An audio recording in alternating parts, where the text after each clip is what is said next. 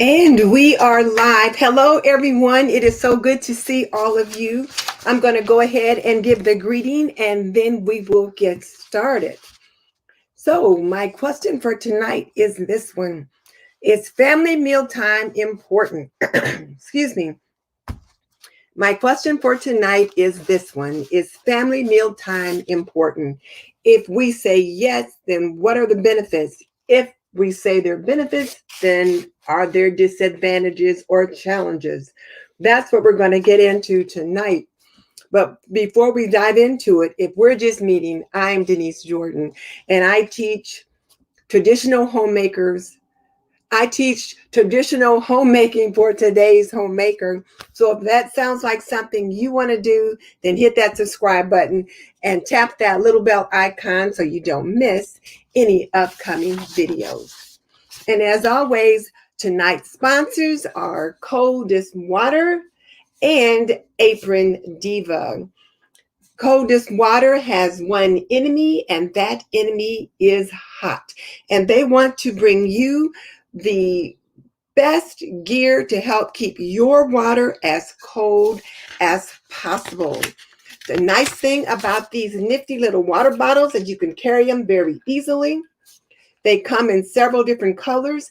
And probably the most important thing, as far as I'm concerned, is that they help reduce your footprint in landfills because refillable water bottles reduce the amount of plastics in the environment. So I'm all about that, and I hope you are too. And Apron Diva is the little apron boutique owned by moi, which sprung up organically from my YouTube channel, This and That with Denise Jordan. And I believe that an apron can be a homemaker's best accessory. So visit Apron Diva at www.aprondiva.com. And I'm already a little parched.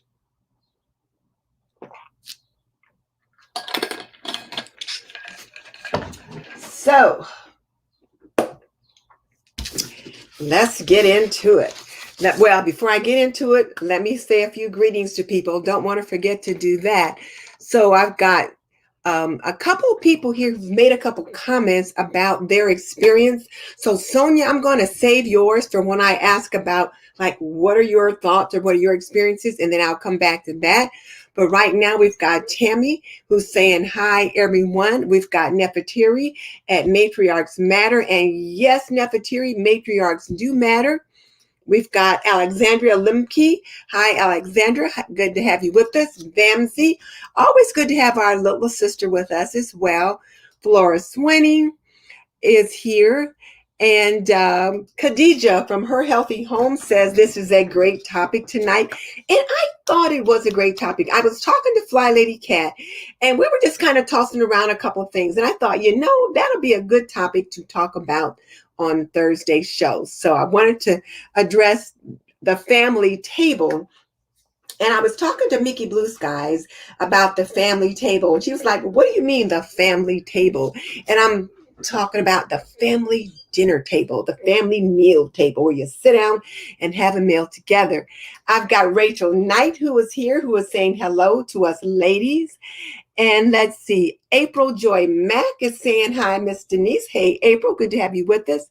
And hey, Penny at Penny's Place. Penny, thank you for sending me that email because I had got your information from another YouTuber and they had given me the wrong date. So, and I think I had the title wrong too. So thank you for letting me know. And I got that switched out. And Melissa from Buckeye Girls Recent Things is here as well. And let's see, yes, happy summer. And then Bree is with us as well. So hello, hello, hello.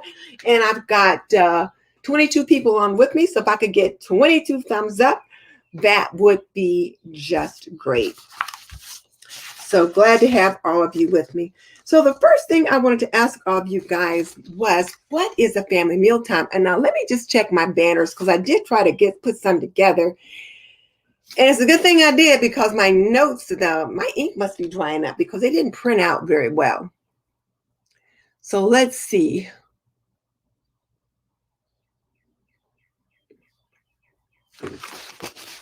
Okay, I got to get that off. at the very bottom, Bree. And then Megan is here. Hey, Megan. And Table for Nine, how are you? Good to have you with us as well.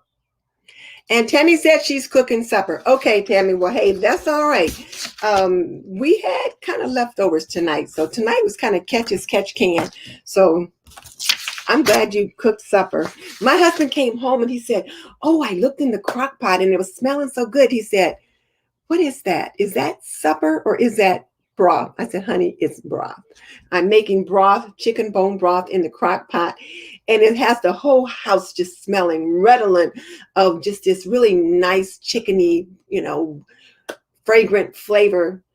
And it's broth, bone broth, not like chicken soup or anything like that. So he was a little disappointed. Nicole Lee, hello. And Table for Nine, what is your name? We like to call each other by our names here. So what is your name so that we can do that? Okay, so now let me just get right into it because I don't plan to keep you guys on all night tonight because I got to get that broth out of that crock pot and get it decanted. So, okay, let's see if I can figure out what my notes are saying.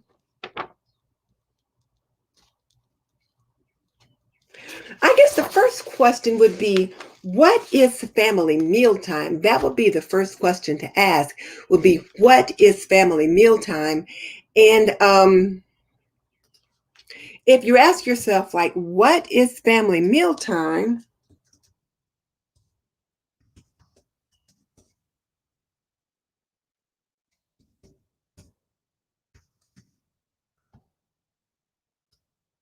And I didn't get this into a banner, sorry.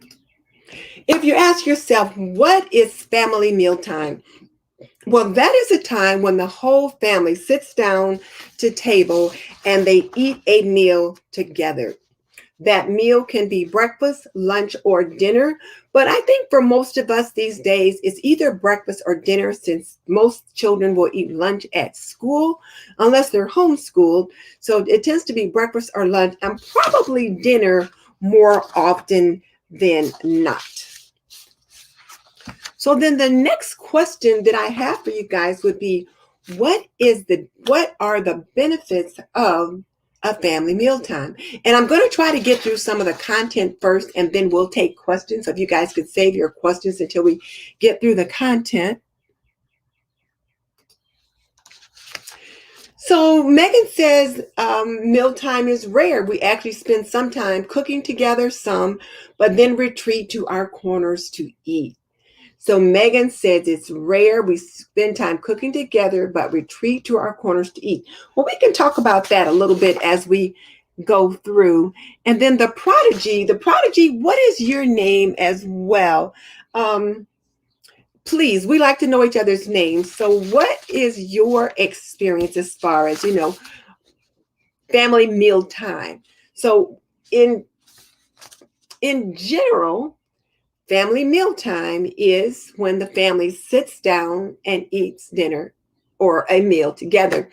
And I remember when my daughter was dating this one guy, and he used to call us a TV family because we always sat down and had dinner together as a family at the same time just about every day. He thought that was TV-ish. He said we did TV-ish things. And that was one of the TV things he felt like we did. I don't know why he thought that was TV-ish, but his family evidently did not have that habit. So he thought it was TV-ish for our family to do that. So when we look at the benefits of, hey, and here's one of my very good friends, Kathleen, who is joining us tonight. Kathleen, we're talking about the benefits, if there are any, of the family mealtime. And I'm talking about what the definition of family mealtime is, which is you all sit down and eat a meal together. So Tammy said that they always sat at the table when children were still at home. And Nicole Lee says that she remembers family mealtime at the time when we eat and talk with each other. She's bringing this back with her family. No TV, no phones, only people and food. Boom. I like it. Okay, let me get a couple of my banners up here now so I can stay myself on track because I get to looking over there at comments and then I get distracted. So let's get that off. And I'll just give a couple more and then I'll go back to the topic. So Alexandria says mealtime is rare there too. She works second shift. Fiance works first shift, so it's special for them on the weekends when she's not working, and then they can connect for mealtime that way. The Prodigy, again, what's your name, Prodigy? You usually like to eat by yourself on holidays or special occasions. We eat as a family. However, I often eat with at least one or two of my family members. Okay. And Table for Nine says something related to, oh, we talk about current events, ask about everyone's day, and practice table manners. I get it. Oh, Prodigy is Brian. So, okay, Prodigy is Brian. Welcome, Brian. Okay. So now, and then Tammy says her and hubby eat together every night. Okay. So now let's just kind of look at what some of the my questions are, which the first one is, when you look at like what are some of the benefits of eating together, of family mealtime? Well, first of all, one of the biggest benefits is that it helps to build relationships. It helps to build relationships. So eating together helps the families become closer together. It helps them to bond. So it can be a common the most common time when children can communicate with parents. They can sit there and they can talk, but you have to turn off the TV so the family can connect and make memories together. And you do that by talking with the children, asking the children about their day, what happened in school, different, that kind of thing. Or you guys can talk about maybe something you've seen on TV, some kind of current event. You can talk about a book that you guys are reading together, whatever. But it can be a valuable lesson for your child for the future. In addition to that, to relationship building, the other thing is that it also can help promote better nutrition. Now, it can promote better nutrition because meals prepared at home typically are more nutritious than when you get something fast food out. And it doesn't always have to be something fast food that's out, but foods that you purchase out sometimes may have more butter or fats and just other things in them that you may or may not put in your foods when you cook at home on a day-to-day basis. So there's that. The other thing is that when you eat family meals together, you can work on portion sizes. Now, how can that work? Well, children can learn portion sizes. I have to make sure Mickey Blue Skies isn't sending me a note. She's not. Okay. So you can work on portion sizes. Children learn about the correct amount of things to get or to take to put on their plate, because you can, depending upon their size, they can begin to serve themselves from a family bowl that's maybe in the center of the table, or you put a small amount on their plate, and then you can tell them, if you're still hungry, you can always get more, but you don't take too much when you get started, that kind of thing. So they learn by serving themselves at dinner. And so they learn about that. The other, and you know, when you eat out, you know, you go to McDonald's or somewhere like that, or other places, they give you huge amounts of food. They always want to supersize something. You know, they want to give you something larger, particularly something sugary, sweet, that kind of thing. So you end up eating more when you're eating out because they give you more. The portions are bigger. So that's something also. Stability is another benefit of the family mealtime. Now, what do we mean by stability? Well, it gives the child a sense of security. They feel more secure and safe because, you know, they're with their families. They're learning to be accepted by their families. They're learning how to interact, that kind of thing.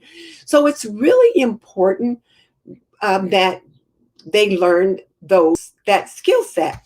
So there's that. And then it's found that studies have shown that children who engage in family meal times with their families, and dependent upon the number of meals, also has a bearing on the mealtime frequency, also has a bearing on this, are less likely to engage in risky behaviors like smoking and drinking and drugs and that kind of thing. And I'll come back to that in a minute, because I've got a research study that I looked at that was surprisingly didn't bear out those results when most of the other ones do. So I'll come back to that in a minute. And today, finally, it got warm. So it's hot, hot, hot here. You see, I'm sweating.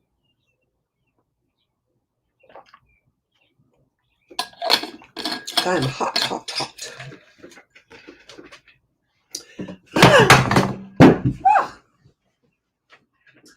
I knew I was going to do that one day. I got too much stuff sitting up here.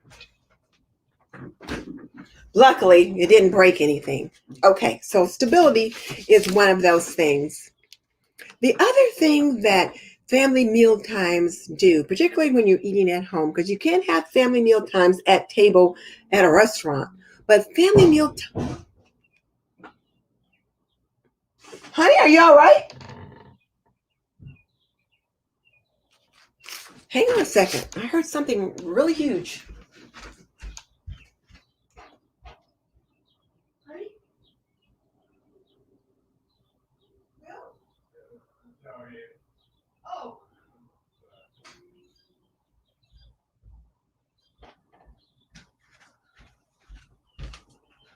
Oh my God, I heard such a loud thump. I thought, and my husband had just gone in the other room. I thought, well, did he fall or did he fall in the shower? I thought, oh my goodness. And something, I guess the shower head fell down and just made a bunch of noise, but it scared me to death. I'm like, oh my goodness. So he's fixing it, whatever. So if you hear any more thumps, he's in there working. So, okay, we were talking about saving money when you're eating out, or saving money when you eat at home, because of course it costs less to cook at home, and you can feed a family of 4 at home a whole lot cheaper than a family of 4 in a restaurant. So there's that. And the other thing, which I thought was interesting, is that when you're eating at home, it also works on cooking skills. So I'm going to share the screen just real quick because I found a cute little clip that just showed this family cooking. And it's just a little clip that I found on Canva. But you see the mom, the dad, they've got the little child there. So the child is learning to cook with his parents. And so he's learning the value and the benefits of cooking. And hopefully he'll enjoy that as something as they do as a family. And then also, I'm going to stop this one, come back over here. And then I'm going to share another one. Share that one.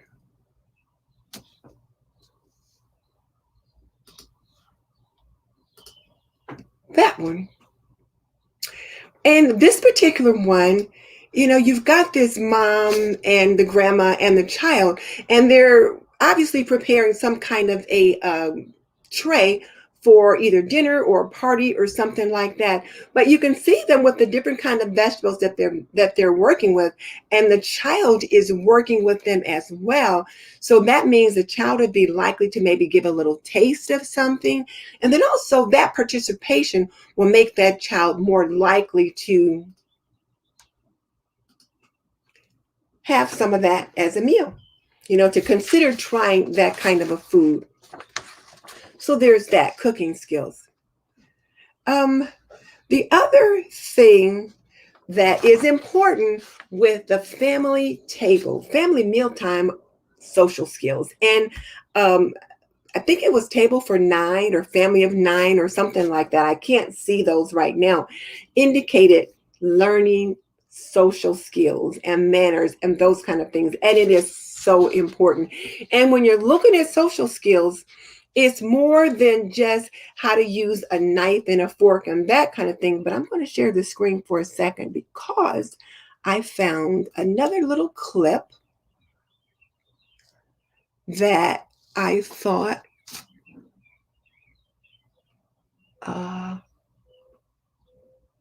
is this the one? Yes, here we go. Okay. Because, I mean, this particular clip is someone is eating with chopsticks. But you know, you don't just grow up knowing how to use chopsticks unless it's something that you learn from your family at home or you pick up that skill set later on.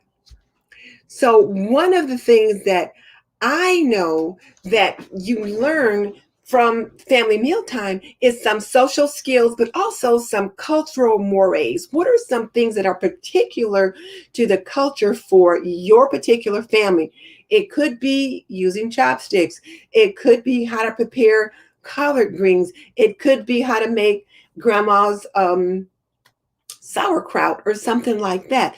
But there's certain things that you learn how to do. And I remember Governor Cuomo talked about in his family how every Sunday, I guess they made tomato sauce or they had spaghetti and meatballs or something like that for Sunday dinner. And they would put the sauce on in the morning and it would cook all day and whatever. And he said he still does it today. So he's not a very good sauce maker, but still the kids come over and, they eat it.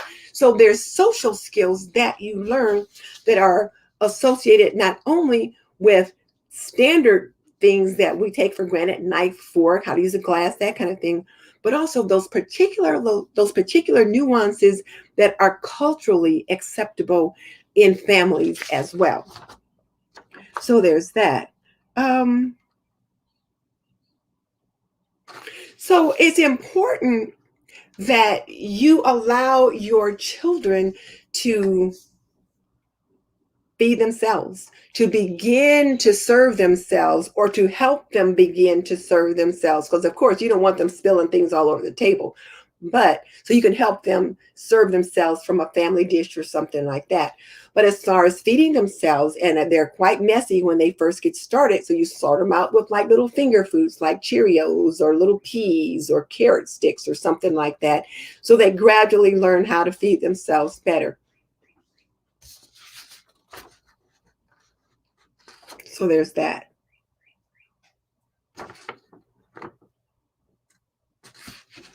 How do you know I'm on live, right? Okay. What? I see.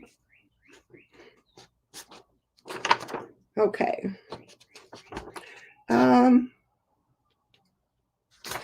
So there's that. One other thing that I wanted to mention too in regards to social skills is that many research studies bear out that children who experience family mealtime, and again anywhere from 0 to 4 times family meals a week or increased frequency of family meals a week, they tend to do better socially and academically. They're less likely to engage in risky behaviors like drugs and smoking and that kind of thing. And they do better academically. Now, and those were things that I'd learned like, years ago. I learned it as part of my education. I took a few psych classes, that kind of thing, and knew that because of things I've learned. So I asked the librarian to find a research article for me, having a hot flash here, ladies, to find a research article for me that talked about family meals and child academic and behavior outcomes. So they sent me an article that was in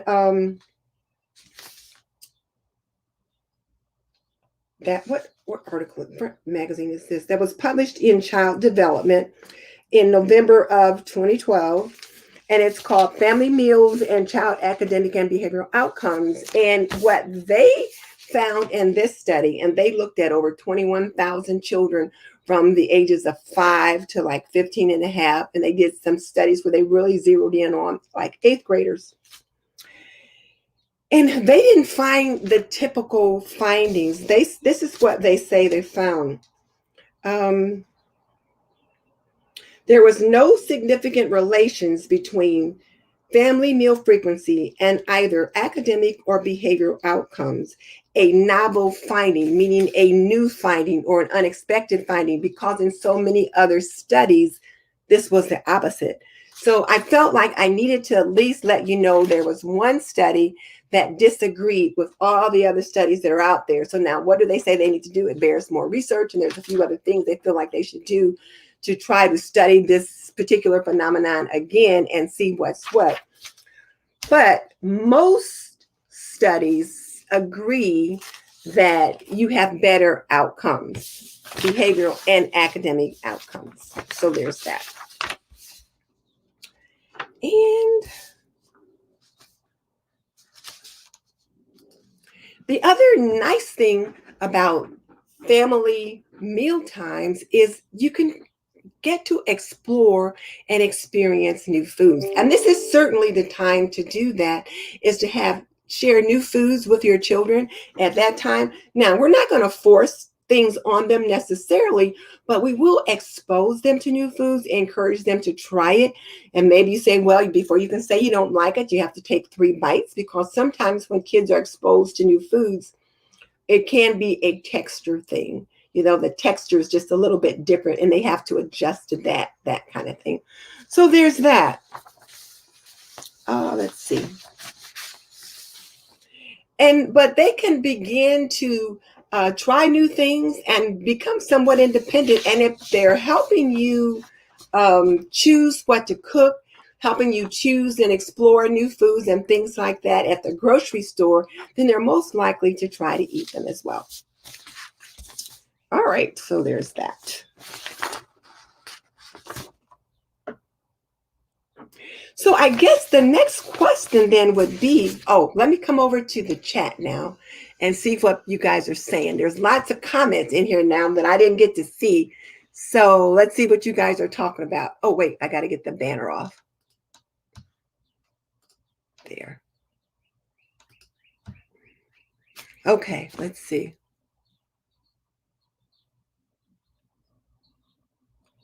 Let's see, where were we?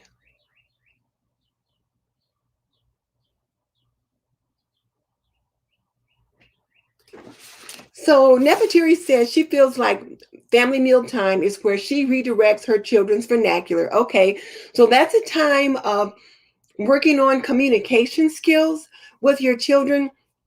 But I will say that much of I was going to come to a point where I talked about how you can improve family mealtime and hadn't got there yet. So I'll come back to that in a minute.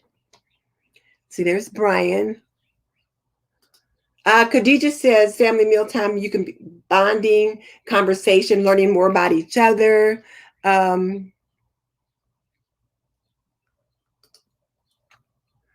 Nicole says, I already got that one. So let's see. So Khadija says they try to eat all meals together, whoever's present. It isn't always possible depending upon her husband's schedule. And those are some of the challenges to family mealtime, which I'm going to be coming to in just a second. So table for 9, and table for 9, tell us your name. And you might have told me and I missed it, but you said you talk about current events, you ask about everyone's day. So it's a practice. Yes, exactly. So when we talk about how you can improve family mealtime, one of the things you can do to improve is to encourage communication, to encourage conversation among one another. Turn off the television, no cell phones, but just sit and talk to one another. And if you think about it, mealtime only lasts about 20 minutes. So hopefully you should be able to get that, to do that for that length of time. So we already had Alexandria, so we got that. And then Brian said he likes to eat by himself, practice table manners.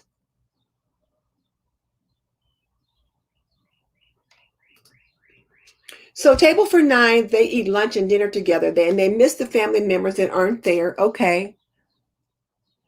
And Marcia's cottage by the sea, just her and the hubby, and they always eat together. Yeah, it's just me and the hubby here now too. And we typically will eat together. Every now and then, more often than I like, he will want to eat in front of the TV and watch a ball game, but he'll say, like, is it okay if I eat in the other room? And most of the time I'm like, no, we eat together. But every night I'm like, okay, fine, you can eat in there. And he's busy. He wants to do that because we typically do eat together. It does help with the family bonding. And Nefertari says she notices that when they eat together, the family verbalizes their appreciation more. Exactly. The families talk more together, and they also share their appreciation of one another better as well. And Nicole says she feels like that's one of the reasons why so many families are disconnected today. And Flora says only on holidays and birthdays because everyone has such different schedules. I get it. I get it. It was a problem when my kids were smaller or in high school and all that kind of stuff. You know, everybody's schedule was busy. The boys had basketball or baseball or soccer, and Jill was in cheerleading and track and all that kind of stuff. And, you know, I'm driving here, there to pick them up. And, you know, you're the chauffeur, and hubby was coaching. So he was either coaching or he was scouting. So he was always on the go. So typically me and the kids had dinner together, and then he ate when he got home. But I would hold dinner and for the kids, and we would all, the four of us would eat together, and then he would eat by himself when he came home, or I'd feed the kids and wait for him. And so we could have a meal together. And then, of course, on Sundays, we all ate together. Uh, so Megan says when they're cooking together, they talk and catch up on classes and what's going on at work and that kind of thing. Um, she says sitting and watching each other eat would set off anxiety for probably all of us. Well, Megan, here's the thing. You don't want to just sit and watch each other eat. You want to talk and chat. You want to talk and chat. Okay, Millie Armstrong is saying hello. Hi, Millie. Megan says, unless we're eating at different dishes gets done. Okay. So Vamsy said she had lunch with her family and friends. That's good, Vamsy. I'm glad you did. It's really important to have meals with your family and your friends. Yeah, I had to go. Sorry about that.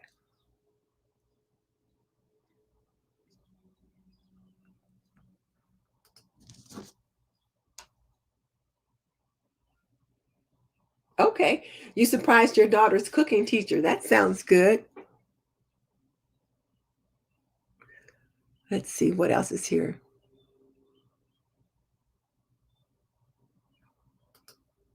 Oh, great. So Rachel says Lance is two, and she gives him a butter knife to chop mushrooms, and he's allowed to help stir and dump things in. It really does seem to help him try new things when he gets to help. Yes, they're more willing to try new foods when they get to help participate in whatever it is that you're making. And cooking can be an emotional support for children. Okay, so Nicole said she's got a son with high functioning autism, and cooking calms him and gives him more confidence. So that's great that you were able to find something to help do that. So I like that.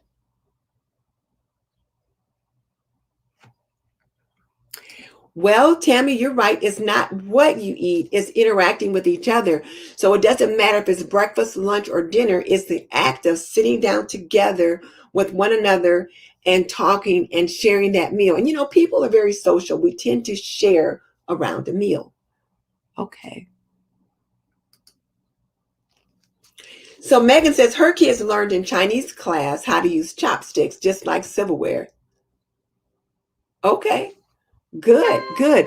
But Chinese children probably learn to use chopsticks at home, just like most of our children learn to use a knife and a fork and a spoon. Their children learn to use chopsticks and the different kind of utensils that are particular to their ethnicity or their culture, I should say, particular to their culture, as well as a knife, a fork, and a spoon. So they're multicultural in that respects. Hey, there's my favorite fly lady Cat. Hey, Cat, I'm so glad you're here to join us tonight. I really appreciate it. I told them you and I were talking and that the subject came up, and I got the idea while we were talking to have that to have this topic.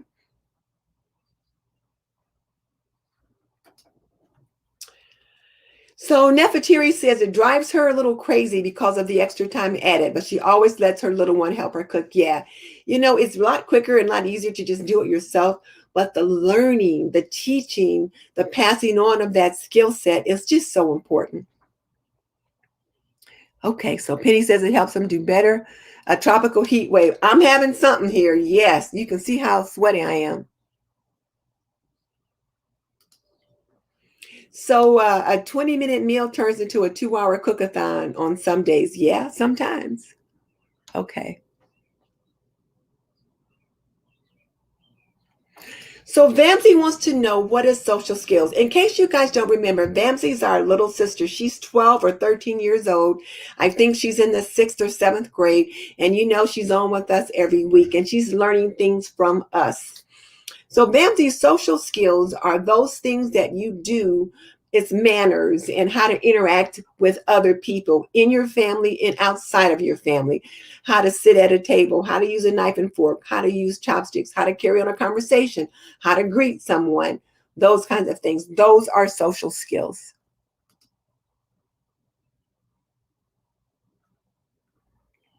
Okay.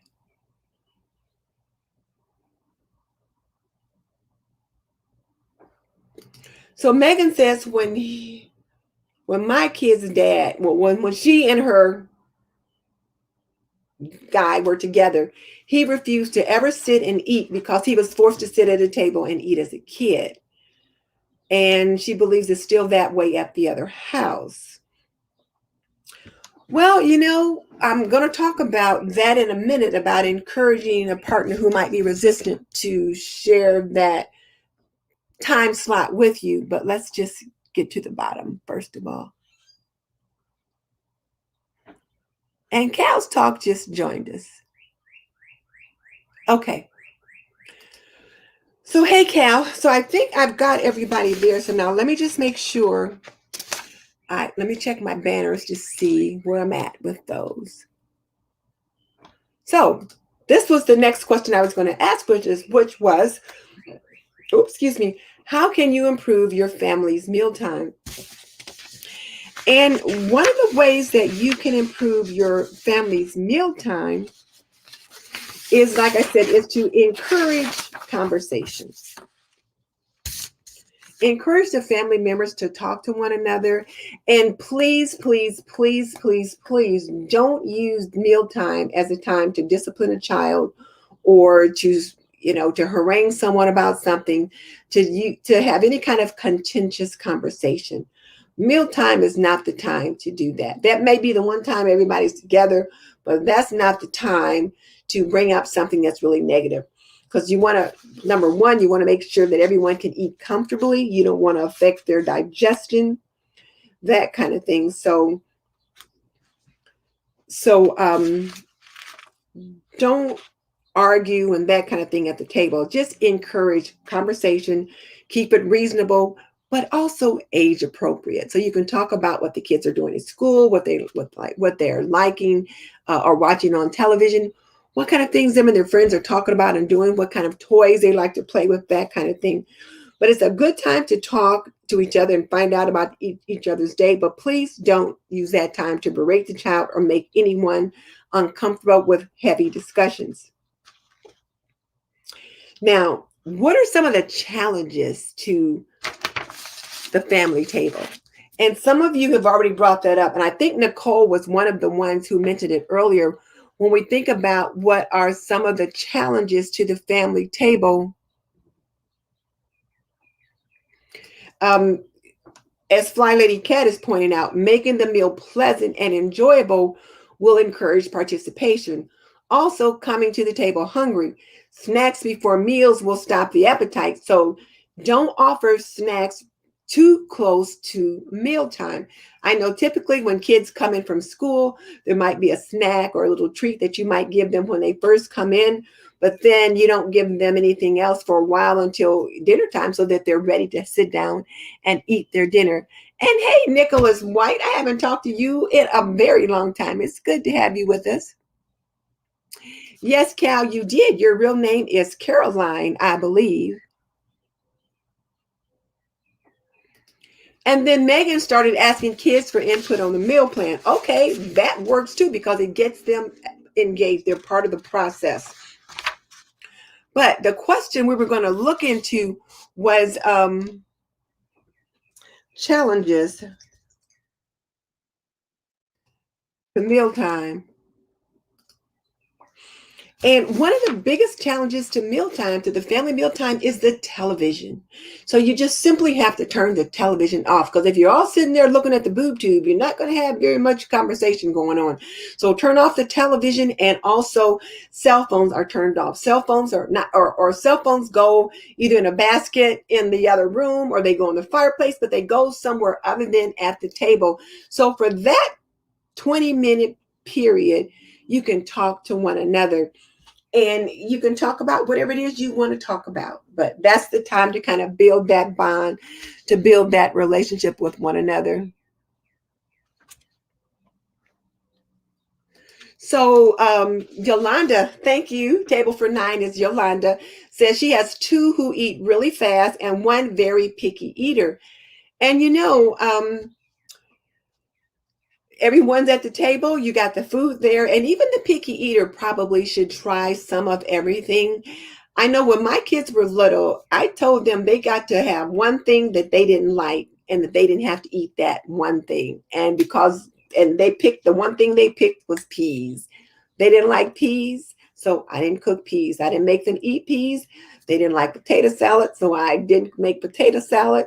But other than that, if I cooked it, I expected them to eat it. Now, they might not have to eat a whole lot of it, but at least a couple little bites, so they get used to trying new things. So Yolanda, your picky eater, encourage that one to explore, to try, and say, you know what, you gotta take 3 bites before you say you don't like it. And then as time goes on, and you give them more of that, whatever that thing is, then they may come to enjoy it. Now, one of my little granddaughters doesn't like bananas, and it could be a texture thing. It could be a taste thing, but if you put bananas in a smoothie or something, she knows, she can tell it that it's in there. So sometimes people really don't like a certain flavor. Like, I don't like fish. I don't care how you cook it. The only fish I like is tuna fish, and I like it like in tuna salad sandwiches or tuna casserole. Other than that, I don't eat it. Well, I've eaten it a couple of times, so my husband made it just because he made it, but I don't like fish. Never have since I was a child. And I was forced to eat it as a child, but when I became an adult, I didn't have to, so I don't like that.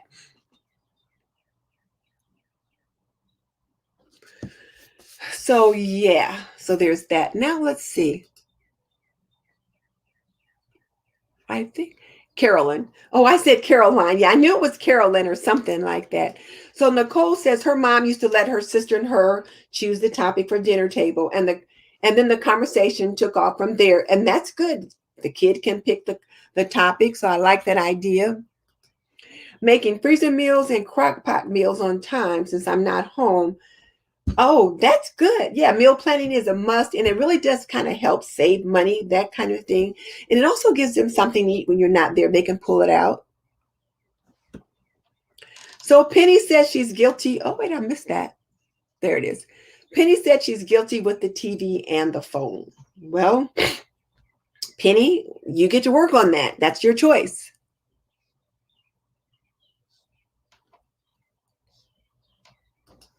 So Cal says her grandson is 17 and he's still a picky eater.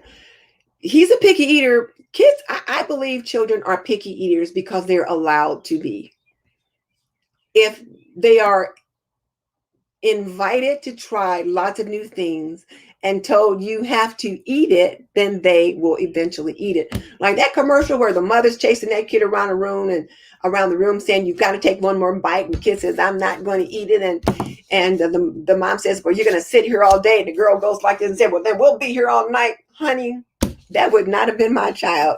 I'm an old school mom, and her little behind would have been hot, hot, hot if she had spoken to me like that. Like, well, we're going to be here all day. No, you will not. But anyway, that's a different story. Now, my grandchildren, I'm a little bit more lenient with them. They're different. They're more special. Okay, but there are things though that you can do to encourage him. So Cal, encourage him to explore new foods. And like I said, 3 bites, especially at 17, he can get down 3 bites. My everyday life says their TV is in the rec room, so there was no watching TV at dinner. So every night they sat down, they had to take turns setting the table and clearing the table. Yes, exactly. We ate in the kitchen. There were six of us. And so we ate at a table in the kitchen. Mom and dad ate at the table in the dining room. That's why I thought when I grow up, we're going to all eat together. Because, I just thought it wasn't fair that mom and dad got to eat in the dining room and we had to eat in the kitchen. Then on Sundays, we could eat in the dining room as a family. I realize now my mom and dad was probably just having a moment of peace and quiet, because you got six kids, you got a lot of noise going on. So that was probably their little pocket of being civilized, but So Tammy says cell phones rob you of family time. Yes, they do. So cell phones are off, or at least put away in a basket somewhere away for the 20 minutes that you're having dinner. And Michelle, we did talk about that. If you have your kids help cook, they're more likely to eat it. Nicole had a good idea. I forgot what it was, but hopefully somebody else picked it up. So, Kay Miller, I think her name is Kendra. The hardest thing she had was getting her daughter to eat was store-bought pizza and hot dogs.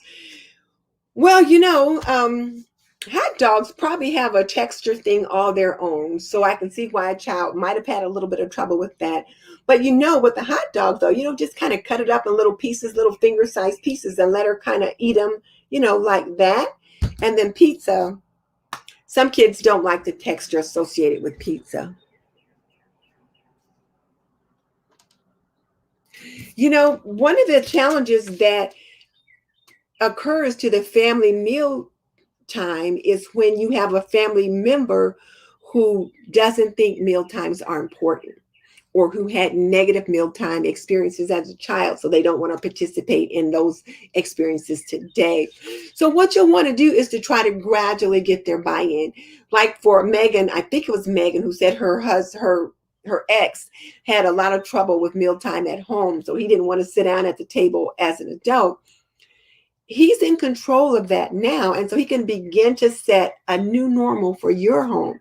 So if you have a partner who has had a different experience and you want the family to sit down and eat meals together, you can talk about it and say, babe, let's start a new tradition, a new normal for our family, and talk about the importance of the family table and family meal times and the benefits of it, and say, you know what, we're looking at 20 minutes sitting down together as a family, so we can kind of disconnect for that 20-minute period and try to get their buy-in.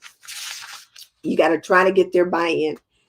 The other problem with the challenge, I should say, to family mealtime is work and school activities. As I mentioned earlier, when the kids had basketball or baseball or cheerleading or whatever it was that you had to run around and pick them up from, you come home, you cook dinner, then you rush out to pick them up, then you come back home, and you guys know the drill. It can be a challenge. So that is a challenge to the family eating together, but you can just kind of push it back a little bit. And whereas when I was a kid, we had dinner between 5 and 5:30. When my kids were little, we had dinner every day at 5:30, because the kids were usually home from school from any after school activities or whatever by 5:30, quarter to 6. So we had dinner between 5:30 and 6 o'clock every night, because that's when they were home. Today, many families have dinner between 6 and 7:30 because of either commute for long distances, or by the time that people are off work, or if the kids' other activities or whatever, then it's pushed back a little bit. Now, that was changed a little bit because of COVID and during the shutdown, and then everybody's home, and that created its own other set of dynamics. But as we begin to branch out and get out in the world again, it does push things off. And I know my daughter and her family, it's typically 7 o'clock by the time everybody's home. And so between 7 and 8, they're getting dinner. So, and whereas I think that's real late, I've been home since, 3:30 or 4 o'clock. And the kind of jobs that my husband and myself had, I was usually home by 4:30 or 5 o'clock every day, except for the days that I had an evening class. My husband was usually home by 3:30 or 4 o'clock every day, unless it was the season that he was coaching. So it was just a different time period for us.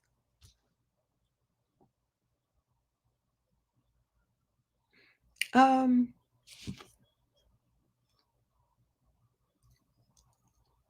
Let's see.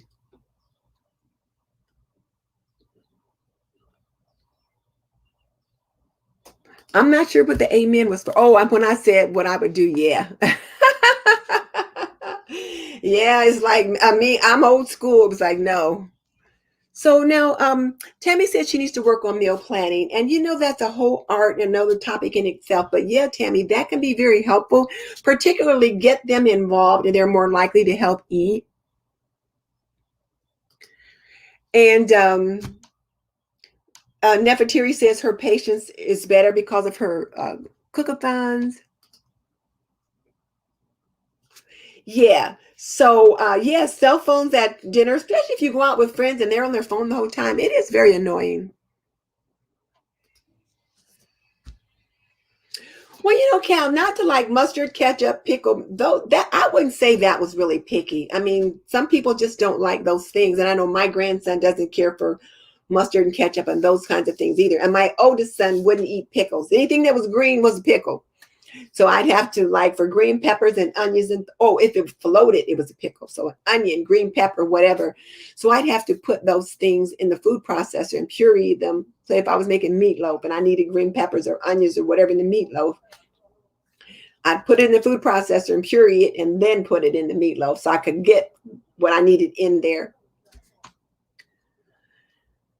Okay, so let's see.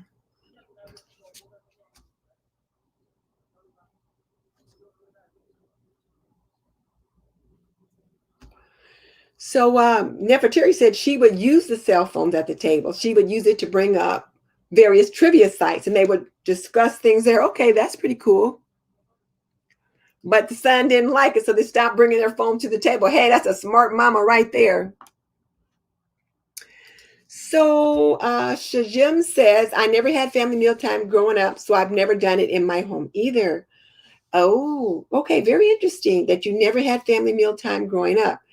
Okay, well, we've talked about the benefits of family mealtime. So hopefully you can see the value of getting that, bringing that into your home.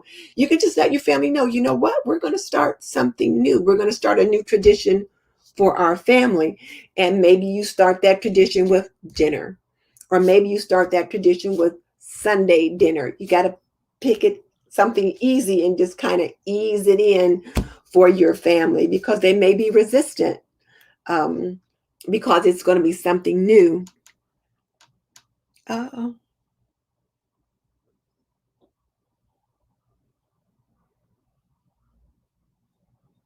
Let's see.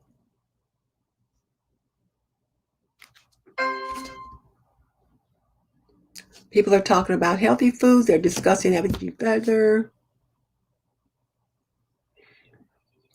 So Michelle says that her son had sports, so they ate late, and they just continued for years after that, so they still eat late. Well, my husband, when he was younger, his mom didn't work very far from their home. So she was usually home by about 3 o'clock. So they had dinner at 4 o'clock every day. So when we got married, he was like, well, what time is dinner? I mean, it's like 4 o'clock. And I just said, look, I am not putting dinner on this table at 4 o'clock. We will have dinner at 5 or 5:30. We are not having dinner at 4 o'clock. In his frame of reference, dinner was supposed to be at 4 o'clock. And my family, we had dinner between 5 and 5:30. And I thought, I am not cooking dinner at 4 o'clock. I just felt that was just way too early. So it just depends upon your family dynamics and what you get used to, family's work schedule, that kind of thing, that all plays a part of it. So Daisy B says, how do you make mealtime nicer for an empty nester who's a widow and doesn't feel like cooking? Daisy, you are a valuable person. You are worth making a meal for. So what I would suggest is, and I have to tell this to Mickey Blue Skies all the time, is that you are important enough to make a meal for. So make a nice meal for yourself and maybe get some pretty plates, some pretty mugs or something like that, and set a pretty place setting just for you and enjoy that because you are worth it. Think about that L'Oreal commercial with Andy McDowell, because you're worth it. And if you need to batch cook on Sunday or something like that. But if you're a widow and an empty nester, you're probably home, you're probably retired. So you've probably got the time to make those meals, each day or every couple of days. So try that. Uh, so Kendra says she doesn't want to cook. You know what? I don't mind cooking. There's days when I don't feel like it. On those days, I've got something quick that I can make. Like I like to buy those Marie Callender pot pies, and I found they have some large size pot pies that work well for my husband, and the regular size one works well for me. Chicken pot pies, turkey pot pies, whatever. I've been buying some chicken and beef, like broccoli stir fry dinners from the Swan Lady. And everything's in there. You just put them in the skillet, you stir them up, stir fry them, and maybe add a little rice. So when I don't feel like cooking, that works really well. And if push comes to shove, grilled cheese sandwiches and tomato soup will work for dinner as well.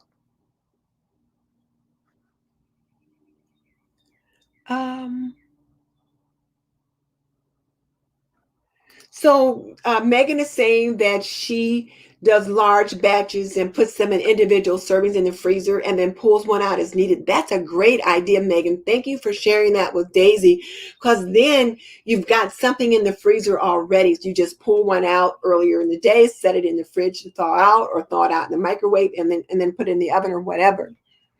And then, of course, your crock pots and things like that, you can always use those to make things. As COVID restrictions are easing, I hope people don't forget the close relationships, love, and new traditions of family time they've created. Yeah. You know what? I think that as we move into this new normal, everything's going to be different. I tell you what, my daughter and her family and my son and his family were here last weekend. That was the first time I'd seen my family in over a year. They were here for my mom's funeral in August of 2020. 2019? No, yeah, 2020. But then I hadn't seen them since then. They were here for the funeral, and then we had shutdowns and everything, and I hadn't seen them since as I talked to them FaceTime. So when they came and I hugged them, I was like, I almost didn't want to let them go. It was like I could actually touch them. So that was nice. So Cal says he don't eat that either. Well, you know what? There's probably plenty of things that he will eat, and just encourage him to try some new things. Oh, thank you, Doris. I appreciate that.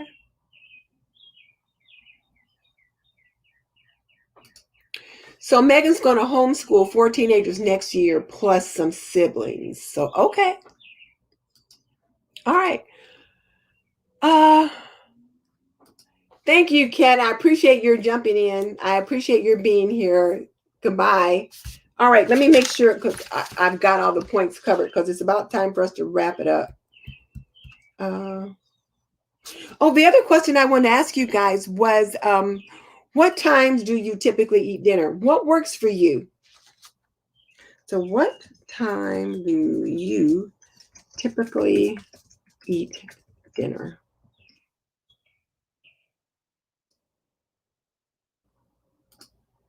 So now that it's just me and the hubby, we tend to eat dinner around 6, sometimes 6:30, and it's just the two of us, and we'll just sit at the table. But I always set the table. I always put down a placemat and just set it with a knife, the fork, the spoon, napkins, the whole 9 yards. I'm thinking about starting to use cloth napkins again, just because paper is so expensive again these days. But what time do you guys typically eat dinner? Bamsey, what time do you have dinner at your house?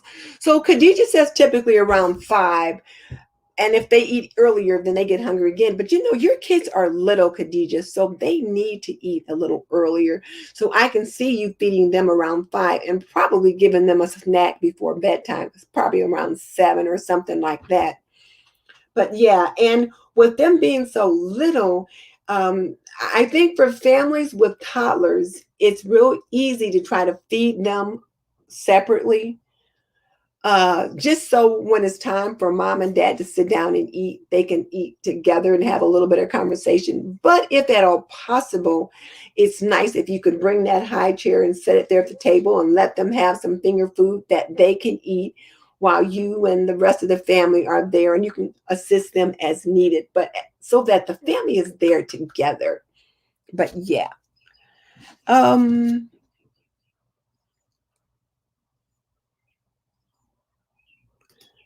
Nicole sending Megan a blessing. Yes, Vamsy, me and my hubby have dinner together just about every night. And it's only the two of us here. My kids are all grown with their own families. So, oh, table for nine. What did she say her name was? I forgot. Table for nine, you're gonna need to put your name in every time for a while until I can remember. I forgot what you said your name was. Oh well, 6:30 or 7 because of her husband's schedule. Exactly. Um, Michelle said that it changes usually between 7 or 8. Megan says they're varied due to sleep schedules. If she's cooking, it gets made late afternoon to be eaten whenever. Otherwise, around 9ish. Okay. Frankie between 4:30 and 5:30 because they have sports, and then 7:30 or 8. Yeah, I get that. So between 4:30 and 5:30 early, and then if the kids have sports or something like that, then it's between 7:30 and 8 o'clock.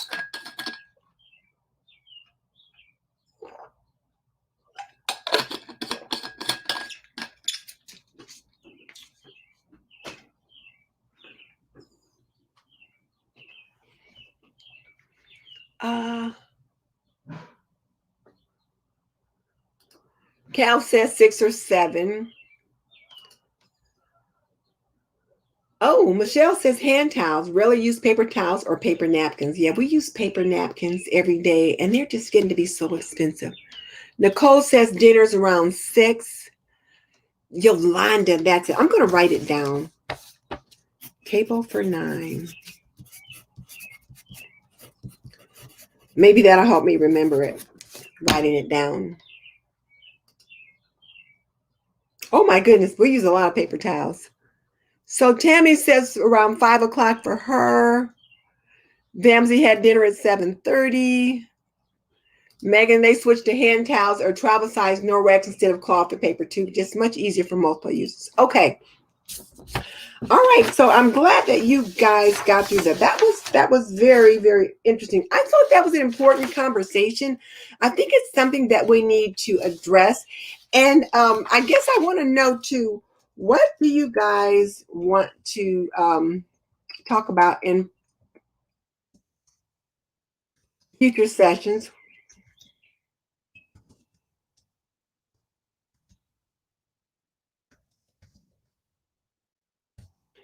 So tell me that. Put that in the chat box or in the comment section if you're here on the replay, what you would like for us to address in further traditional talks.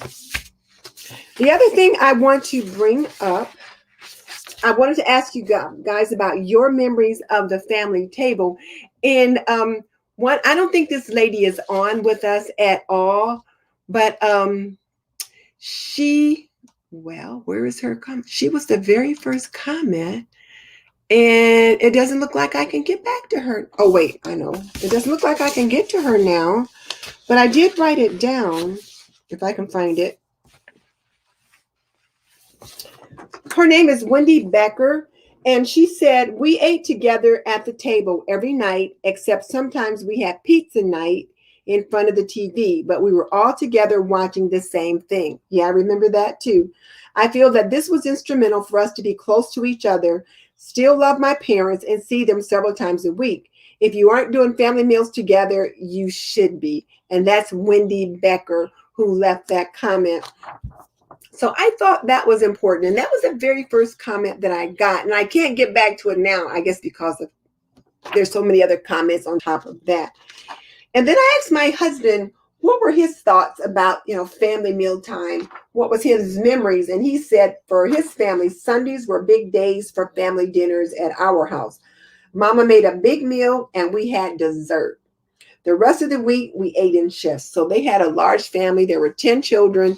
And then Mrs. Jordan got home from work early, so she would cook early. But of course, they had 7 boys and 3 girls. Well, they have 7 boys and 3 girls. And the boys were always in activities and different things after school. People were in and out at different times, so they tended to have to eat in shifts. But on Sundays, everybody sat down and ate together, and Mama made dessert. So there's that.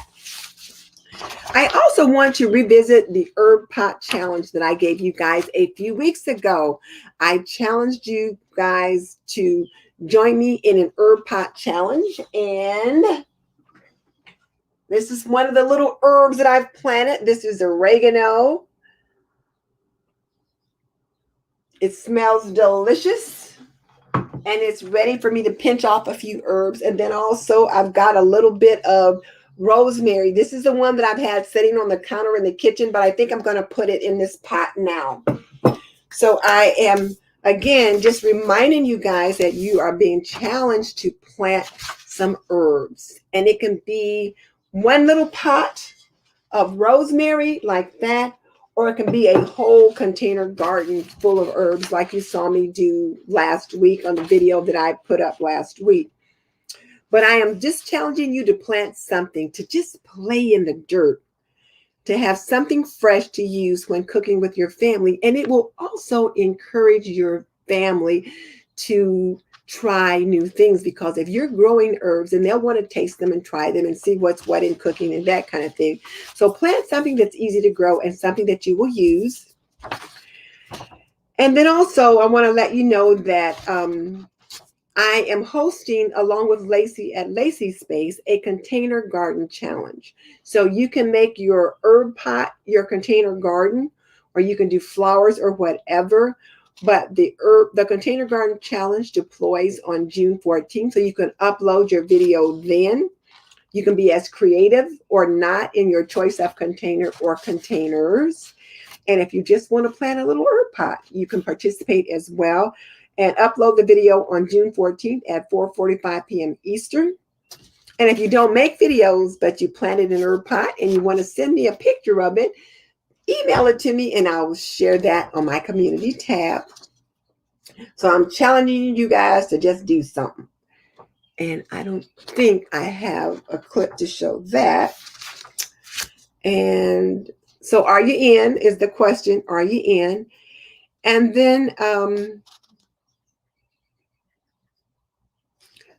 we'll follow up to see what mealtime is like at your home. Oh, Silly Mommy for Life is on. Oh, so Khadija says we call it grace in our home. So she must be saying a blessing over the food, or saying grace. So yes, always say blessings before a meal. Exactly. We say grace before a meal, or we say a blessing. Oh, yes, Vamsy, there's more things. Thank you guys for sharing that with her. Social skills include like not talking with your mouth full and saying please and thank you and those kinds of things.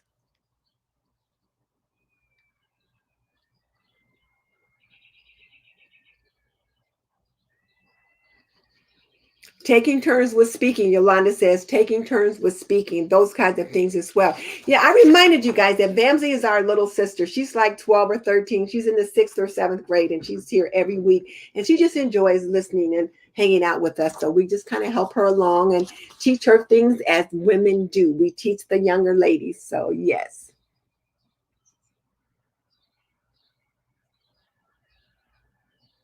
Yolanda, it's okay. It's okay. I get it.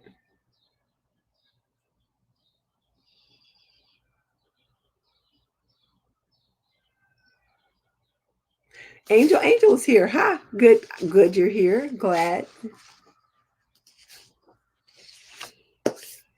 So Michelle says hubby eats dinner on the couch. They're terrible at sitting down at table to eat, but she did every night as a kid. Well, you know, Michelle, you're in charge of that. You're, as Fly Lady Cat says, you're the CEO of your home. So you can change that. You can say, hun, starting tomorrow, we're going to start having dinner at the table in the kitchen. For that 20-minute period, we're going to sit down at the table and we're going to enjoy each other's company and just kind of start a new tradition. Because just because something has been doesn't mean it has to be. You get to make those choices. And let's see. Oh, well, nice. She says they go out, sit outside every morning and have their coffee and talk. My husband's been sitting on the porch the last few days. We finally have gotten some really nice weather, nice enough to sit outside on the porch. And he's been sitting out on the porch. And I've been in the house busy. And I'm like, you're sitting outside on the porch without me? He's like, well, you got stuff to do. I'm not. So I got to get freed up so that I can do that. So Alexander will make crock pot meals and freezer meals. Yeah, and that makes perfect sense. I understand that.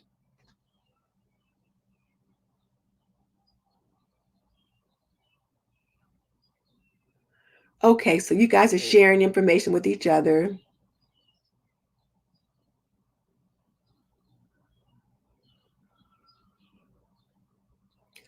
Okay. Oh, Kat's still here. Oh no, I think I'm backing up too much now because we already had that one. Okay.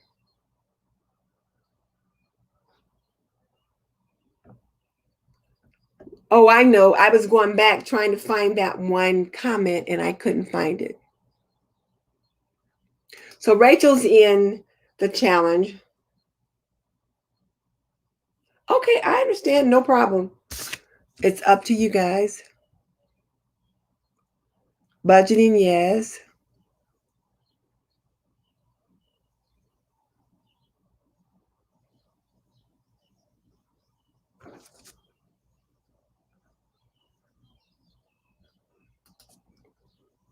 Khadijah's asking Table of Nine if she's a new housewife. Uh, Diva Lashes, no singing at the table, no elbows on the table. Yeah, those are social skills that you do learn. Oh, wait a minute, I missed something. Doris said the place would be better if there were more moms like me. We've lost a sense of what's really important, family. You know, I think we just have to regain that sense. That's all. We just have to come back to it. We just have to come back to it.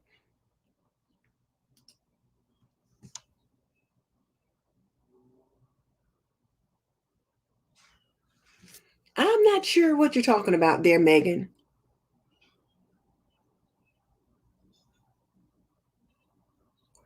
So, are you talking about when I said we're going to start a new tradition? Part of that is the conversation. And part of that, if this is what you're talking about, part of that is the conversation, having the conversation with them that you'd like to start a new tradition and you would like to get them to participate in that new tradition with you. And you can negotiate that too. Maybe they say, you know what, I really don't want to do that. And you know, but I really do. I really want us to try it. I think it could be good for our relationship or whatever. And so maybe you ended up compromising, say, well, 3 days a week, we sit down at the table and we eat together. 4 days a week, you know, we do it however we've been doing it so that you can kind of gradually get to where you're eating together as a family more and more. So you can work with it. You just have to talk about it.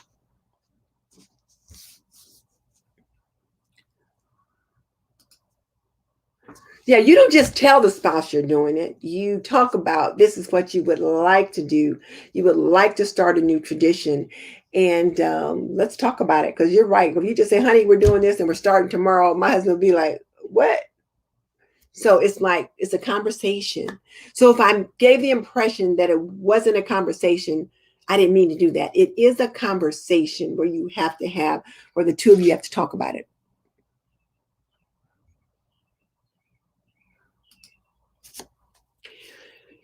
And Yolanda said she's been a homemaker for 21 years. When she said table for nine, I figured she'd been a homemaker for a while because I thought if she's got 7 children, she's probably been a homemaker for a while. Okay. So we've talked about what mealtime is like at many of your homes. Let me invite you guys to take a look at my last video, which was Nesco versus the Food Saver vacuum sealer. Several people have asked me to do a comparison video of those, so I did that for my last video. I want to remind you about the upcoming challenges that I am hosting.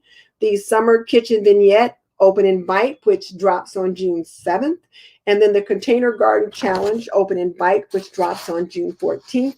And on that June 14th Container Garden Challenge, you can deploy the video for your herbs or send me a picture or whatever. And then be sure to visit our sponsors, which includes Coldest Water. And it's doing okay for me dropping it and knocking it off and all that kind of thing. So be sure to visit our sponsor, Coldest Water, and also visit our sponsor, Apron Diva.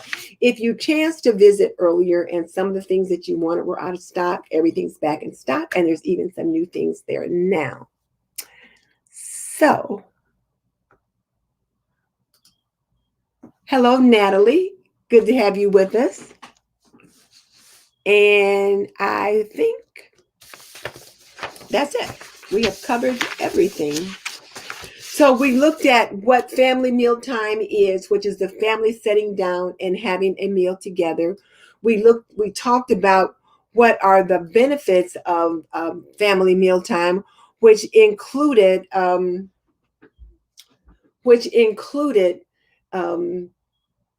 better behavioral outcomes and academic outcomes for your children. It included better relationships with your family. It included learning communication skills and social skills, such as manners at the table and those kinds of things, and how to hold a conversation and all of that. We also took a look at the challenges to family mealtime, which included televisions and cell phones and people not buying into the fact that we need to have a mealtime together, that kind of thing. Those are some of the challenges. And then we talked about ways to improve your family mealtime, and ways to improve it includes encouraging conversation, getting the family members to help with preparing the meals or choosing the meals, setting the table, but getting their buy-in in a certain way, that kind of thing, and having a discussion about why you think having a family mealtime is important and that kind of thing. And then, of course, to be a good example. So there you go. I hope you guys enjoyed tonight's conversation. I know I certainly did. And I'll see you guys next week. Bye. And I thought this was a really good conversation. Now, you guys tell me what you want to talk about next week. And I forgot to say hello to Miss Congeniality. Hi, Miss G. It's always good to have you with us. And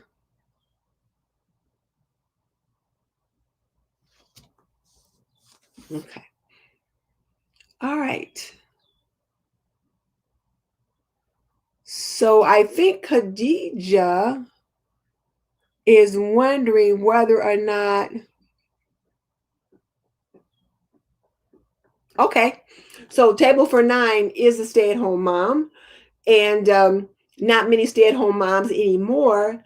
And she finds it hard to make friends as a stay-at-home mom. Well, Khadijah's a stay-at-home mom as well. She's a fairly new stay-at-home mom, though, because her kids are little. She's got two of the cutest little ones, and they're little, whereas yours are probably, since you've been a housewife for so many years, they're probably a wide variety of ages, that kind of thing.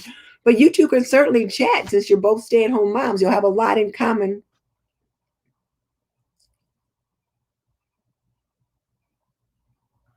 Oh, I missed some comments with suggestions. Okay, let me try to find them.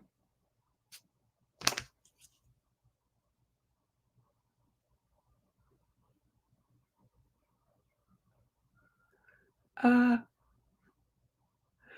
developing a culture of learning. Is that the topic that you want, or is that one of the benefits of family meal times? I wasn't sure about that. Oh, where else?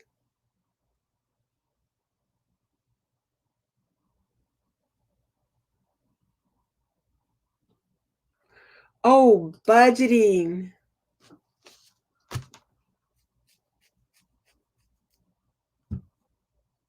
Okay, so budgeting. I did miss that.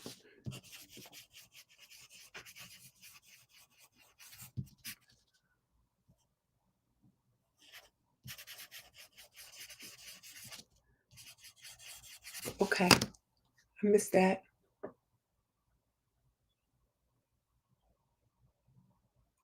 Oh, I did miss a question. Several questions.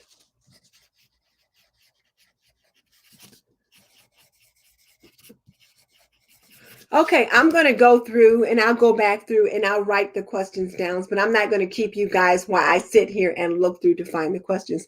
So I'm going to do that. So thank you guys for your comments.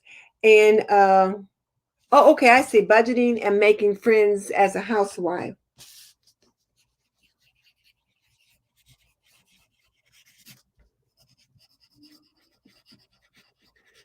Yeah, that can be a challenge because, if you're a stay-at-home mom, you're at home, but everybody else is at work. So that's a challenge. I do know that. I found that.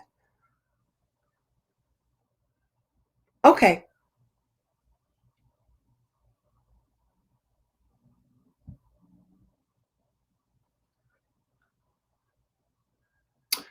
All right. All right, ladies. So I've got lots of good ideas and I'll write those down. I'll go back through and see what ones I might have missed. I appreciate you guys hanging out with me tonight, and I will see you guys next time. Bye.